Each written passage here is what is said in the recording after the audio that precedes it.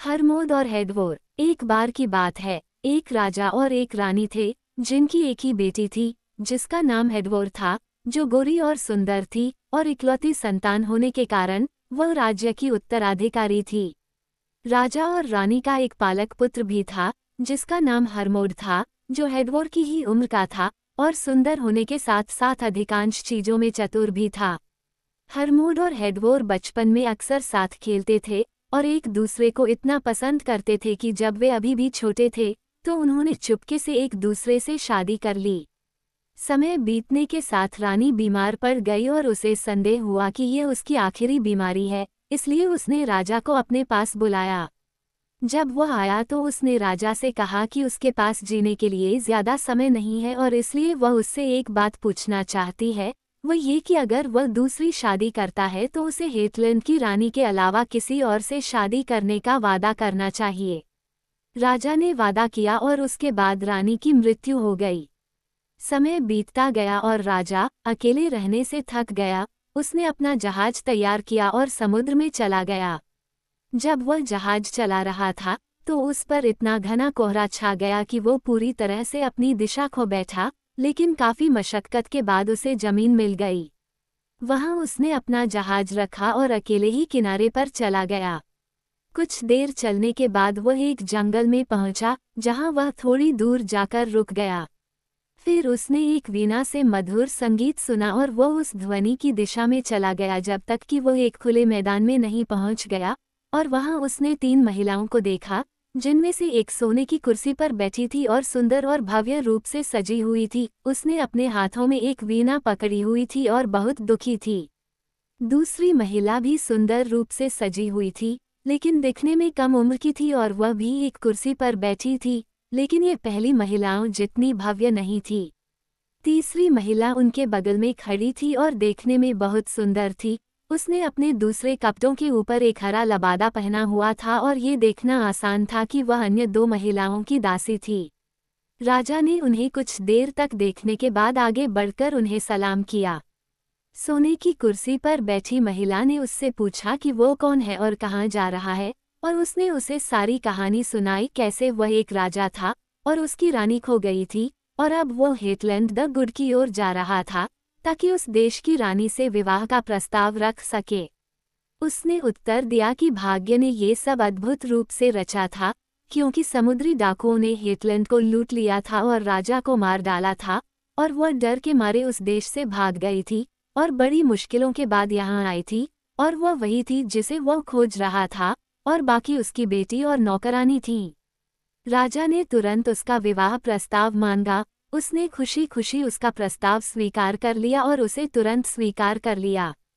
उसके बाद वे सभी रवाना हुए और जहाज पर चढ़ गए, और उसके बाद उनकी यात्रा के बारे में तब तक कुछ नहीं बताया गया जब तक कि राजा अपने देश नहीं पहुंच गया।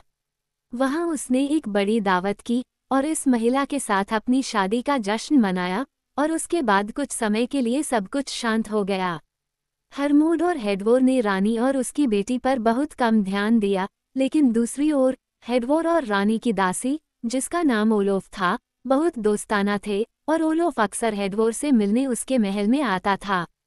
कुछ समय पहले राजा युद्ध के लिए बाहर गया था, और जैसे ही वह चला गया, रानी हरमोद से बात करने आई और कहा कि वह चाहती है कि वो उसकी बेटी से शादी करे। हरमोद ने उसे सीधे और स्पष्ट रूप से बताया कि वह ऐसा नहीं करेगा, जिस पर रानी बहुत क्रोधित हुई और कहा कि उस स्थिति में उसे हेडवोर को भी नहीं रखना चाहिए, क्योंकि वह अब उस पर यह जादू कर देगी कि उसे एक निर्जन द्वीप पर जाना चाहिए और वहां दिन में एक शेर और रात में एक आदमी होगा। उसे हमेशा हेडवोर के बारे में सोचना चाहिए, जिससे उसे और भी अधिक दुख होगा, और इस जादू से वह तब तक मुक्त नहीं हो पाएगा जब तक कि हेडवोर शेर की खाल को जला न दे, और ऐसा बहुत जल्दी नहीं होने वाला था। जैसे ही रानी ने अपना भाषण समाप्त किया, हरमोद ने उत्तर दिया कि उसने भी उस पर एक जादू कर दिया है, और वो ये है कि जैसे ही वह उसके जादू से मुक्त हो जाएगा, वह चूहा बन जाएगी और उसकी बेटी चूहा, और वे हॉल में एक दूसरे से तब तक लड़ेंगे जब तक कि वह उन्हें अपनी तलवार से मार न दे। इसके बाद हरमोद गायब हो गया और किसी को नहीं पता चला कि उसका क्या हुआ। रानी ने उसकी खोज की, लेकिन वह कहीं नहीं मिला। एक बार जब ओलोफ हेडवोर के पास महल में था तो उसने राजकुमारी से पूछा कि क्या वह जानती है कि हरमोड कहाँ गया है। इस पर हेडवोर बहुत दुखी हुई और उसने कहा कि उसे नहीं पता। मैं तुम्हें तब बताऊंगा, ओलोफ ने कहा, क्योंकि मैं इसके बारे में सब जानता हूँ। रानी की दुष्ट चालों के कारण हरमोद गायब हो गया है, क्योंकि वो एक चुड़ैल है, और उसकी बेटी भी, हालांकि उन्होंने ये सुंदर रूप धारण कर लिए हैं। क्योंकि हरमोद रानी की योजनाओं में नहीं फंसना चाहता था और उसकी बेटी से शादी नहीं करना चाहता था, इसलिए उसने उस पर एक जादू कर दिया है। एक द्वीप पर जाकर दिन में शेर और रात में एक आदमी बन जाना, और जब तक तुम शेर की खाल नहीं जला देते तब तक वह इससे कभी मुक्त नहीं होगा। इसके अलावा ओलोफ ने कहा, उसने तुम्हारे लिए एक जोड़ी की तलाश की है। उसका एक भाई अंडरवर्ल्ड में है, एक 3 सिर वाला विशालकाय, जिसे वह एक सुंदर राजकुमार में बदलना चाहती है और उसकी शादी तुमसे करवाना चाहती है। ये रानी के लिए कोई नई बात नहीं है। उसने मुझे मेरे माता पिता के घर से दूर ले जाया और मुझे उसकी सेवा करने के लिए मजबूर किया, लेकिन उसने मुझे कभी कोई नुकसान नहीं पहुंचाया, क्योंकि मैं जो हरा लबादा पहनता हूँ वह मुझे सभी शरारतों से बचाता है। अब हेडवोर अपने लिए तय विवाह के बारे में सोचकर पहले से भी अधिक दुखी हो गई और उसने ओलोफ से उसे बचाने के लिए कोई योजना सोचने की विनती की। ओलोफ ने कहा, मुझे लगता है कि तुम्हारा प्रेमी महल के फर्श से होकर तुम्हारे पास आएगा, और इसलिए जब तुम उसके आने की आवाज़ सुनो और फर्श खुलने लगे तो तुम्हें तैयार रहना चाहिए और अपने पास तेज धुआं रखना चाहिए और उसे बहुत ज़्यादा मात्रा में उस छेद में डालना चाहिए। यह उसके लिए बहुत ज़्यादा साबित होगा। लगभग इसी समय राजा अपने अभियान से घर लौटा और उसने सोचा कि यह एक बड़ा झटका है कि किसी को भी नहीं पता कि हरमोड का क्या हुआ, लेकिन रानी ने उसे यथासंभव सांत्वना दी और कुछ समय बाद राजा ने उसके लापता होने के बारे में कम सोचा।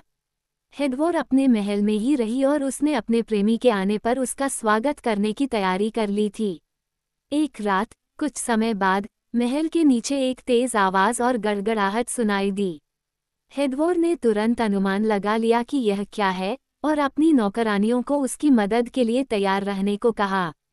शोर और गड़गड़ाहट तेज होती गई जब तक कि फर्श खुलने नहीं लगा, जिसके बाद हेडवोर ने उन्हें पिच का एक बर्तन लेने और उसमें बहुत सारा पानी डालने को कहा। इसके साथ ही आवाज़ें कम होती गईं और आखिरकार वे पूरी तरह से बंद हो गईं। अगली सुबह रानी सुबह जल्दी उठी और महल के गेट पर गई और वहां उसने अपने भाई जायंट को मृत अवस्था में पाया। वो उसके पास गई और बोली, मैं यह मंत्र सुनाती हूँ कि तुम एक सुंदर राजकुमार बन जाओ और हेडवोर उन आरोपों के खिलाफ कुछ भी कहने में असमर्थ हो जाएगा जो मैं उसके खिलाफ लगाऊंगी। मृत दानव का शरीर अब एक सुंदर राजकुमार का हो गया और रानी फिर से अंदर चली गई। मुझे नहीं लगता, उसने राजा से कहा, आपकी बेटी उतनी अच्छी है जितनी उसके बारे में कहा जाता है। मेरा भाई आया और उसने उसका हाथ मांगा और उसने उसे मौत के घाट उतार दिया। मैंने अभी अभी उसका शव महल के गेट पर पड़ा हुआ पाया है। राजा रानी के साथ शव को देखने गया और उसे ये सब बहुत अजीब लगा। उसने कहा कि इतना सुंदर युवक हेडवोर के लिए योग्य वर हो सकता था और वह उनकी शादी के लिए तुरंत राजी हो जाता। रानी ने हेडवोर की सज़ा तय करने की अनुमति मांगी, जिसे राजा ने बहुत ही आसानी से स्वीकार कर लिया ताकि वह अपनी बेटी को सज़ा देने से बच सके।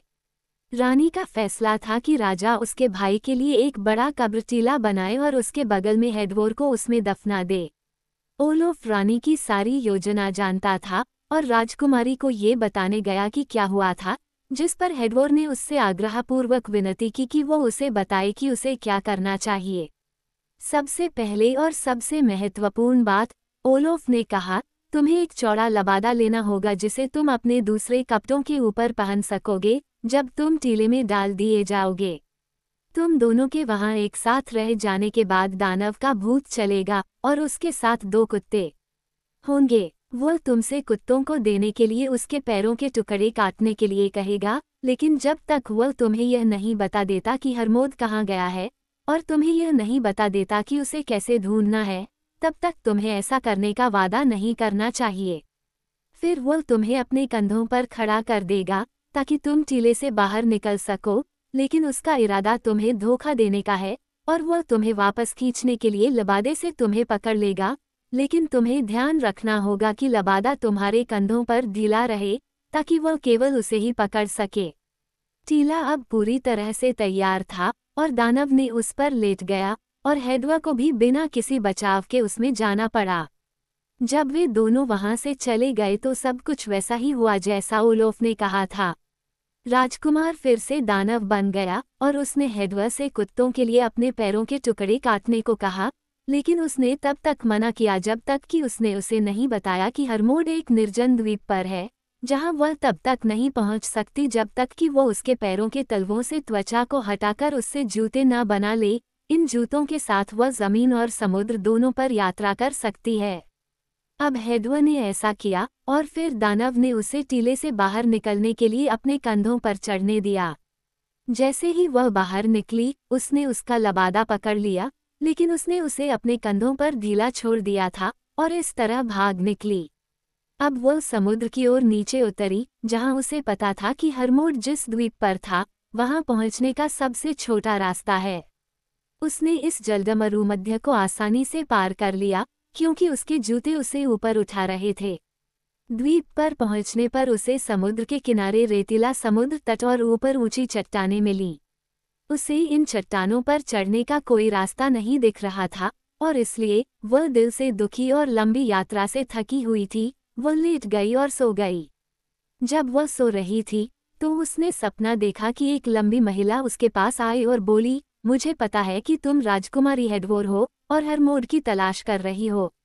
वो इस द्वीप पर है, लेकिन अगर तुम्हारी मदद करने वाला कोई नहीं है तो तुम्हारे लिए उस तक पहुंचना मुश्किल होगा, क्योंकि तुम अपनी ताकत से चट्टानों पर नहीं चढ़ सकती। इसलिए मैंने एक रस्सी नीचे रखी है जिससे तुम ऊपर चढ़ सकोगी, और चूंकि द्वीप इतना बड़ा है कि तुम हरमोड के निवास स्थान को इतनी आसानी से नहीं ढूंढ पाओगी, इसलिए मैंने तुम्हारे पास ये रस्सी बिछा दी है। आपको बस धागे का सिरा पकड़ना है और सुराग आपके आगे चलेगा और आपको रास्ता दिखाएगा। मैं आपके बगल में ये बेल्ट भी रखता हूँ जिसे आप जागने पर पहन लेंगे, यह आपको भूख से बेहोश होने से बचाएगा। अब वो महिला गायब हो गई और हेडवोर जाग गया और उसने देखा कि उसका सारा सपना सच हो गया था। रस्सी चट्टान से नीचे लटकी हुई थी और कलियू और बेल्ट उसके पास पड़े थे। उसने बेल्ट पहनी और रस्सी ने उसे चट्टान पर चढ़ने में सक्षम बनाया और कलियू ने उसे तब तक आगे बढ़ाया जब तक वह एक गुफा के मुहाने पर नहीं पहुंच गई, जो बहुत बड़ी नहीं थी। वह गुफा में गई और वहां एक छोटा सा सोफा देखा जिसके नीचे वह रेंग कर लेट गई। जब शाम हुई तो उसने बाहर पदचिह्नों की आवाज सुनी और उसे पता चला कि शेर गुफा के मुहाने पर आ गया है, और वहां खुद को हिलाया, जिसके बाद उसने एक आदमी को सोफे की ओर आते हुए सुना। उसे यकीन था कि यह हरमोड था, क्योंकि उसने उसे अपनी स्थिति के बारे में खुद से बात करते हुए और पुराने दिनों में हेडवोर और अन्य चीजों को याद करते हुए सुना था। हेडवोर ने कोई संकेत नहीं दिया, लेकिन उसके सो जाने तक इंतजार किया और फिर चुपके से बाहर निकल गया और शेर की खाल को जला दिया जिसे उसने बाहर छोड़ दिया था। फिर वह गुफा में वापस गई और हरमोड को जगाया और उनकी बहुत खुशी से मुलाकात हुई। सुबह उन्होंने अपनी योजनाओं पर चर्चा की और वे यह नहीं समझ पाए कि द्वीप से कैसे निकला जाए। हेडवोर ने हरमोड को अपना सपना बताया और कहा कि उसे संदेह है कि द्वीप में कोई ऐसा व्यक्ति है जो उनकी मदद कर सकता है। हरमोड ने कहा कि वह वहां एक चुड़ैल को जानता है जो किसी की भी मदद करने के लिए तैयार रहती है और उसकी एकमात्र योजना उसके पास जाना है। इसलिए वे चुड़ैल की गुफा में गए और उसे अपने 15 छोटे बेटों के साथ वहां पाया और उससे मुख्य भूमि तक पहुंचने में उनकी मदद करने के लिए कहा। इसके अलावा भी कई चीजें आसान हैं, उसने कहा, क्योंकि दफन किया गया दानव तुम्हारा इंतजार कर रहा होगा और रास्ते में तुम पर हमला करेगा, क्योंकि उसने खुद को एक बड़ी वेल में बदल लिया है। हालांकि मैं तुम्हें एक नाव उधार दूंगी, और अगर तुम वेल से मिलते हो और सोचते हो कि तुम्हारी जान खतरे में है तो तुम मेरा नाम बता सकते हो। उन्होंने उसकी मदद और सलाह के लिए उसका बहुत बहुत धन्यवाद किया और द्वीप से निकल पड़े, लेकिन रास्ते में उन्होंने एक बहुत बड़ी मछली को अपनी ओर आते देखा जो बहुत तेज लहरों के साथ उछल कूद कर रही थी। उन्हें यकीन था कि यह क्या है, और उन्होंने सोचा कि उनके पास चुड़ैल को बुलाने के लिए हमेशा की तरह एक अच्छा कारण है, और उन्होंने ऐसा ही किया। अगले ही मिनट उन्होंने देखा कि उनके पीछे एक और बड़ी वेल आ रही है, उसके पीछे 15 छोटी वेल हैं। ये सभी नाव के आगे तैरकर वेल से मिलने चली गईं। फिर एक भयंकर युद्ध हुआ, और समुद्र इतना तूफानी हो गया कि नाव को लहरों से भरने से रोकना बहुत आसान नहीं था। कुछ समय तक ये लड़ाई चलने के बाद उन्होंने देखा कि समुद्र खून से रंगा हुआ था। बड़ी वेल और 15 छोटी वेल गायब हो गईं, और वे सुरक्षित और स्वस्थ होकर जमीन पर पहुंच गए। अब कहानी राजा के हॉल में वापस जाती है, जहां इस बीच अजीबोगरीब घटनाएं घटित हुई थीं। रानी और उसकी बेटी गायब हो गई थीं, लेकिन वहां एक चूहा और एक चूहा हमेशा आपस में लड़ते रहते थे। बहुत से लोगों ने उन्हें भगाने की कोशिश की, लेकिन कोई भी कामयाब नहीं हो पाया।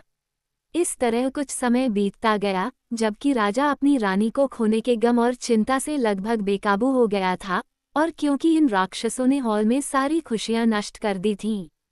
एक शाम, जब वे सभी उदास और निराश बैठे थे, हरमोड अपनी बगल में तलवार लेकर आया और राजा को सलाम किया। राजा ने उसका बहुत खुशी से स्वागत किया, मानो वह मृतकों में से वापस आया हो। हालांकि हरमोड के बैठने से पहले वह वहां गया जहां चूहा और चूहा लड़ रहे थे, और अपनी तलवार से उन्हें 2 टुकड़ों में काट दिया।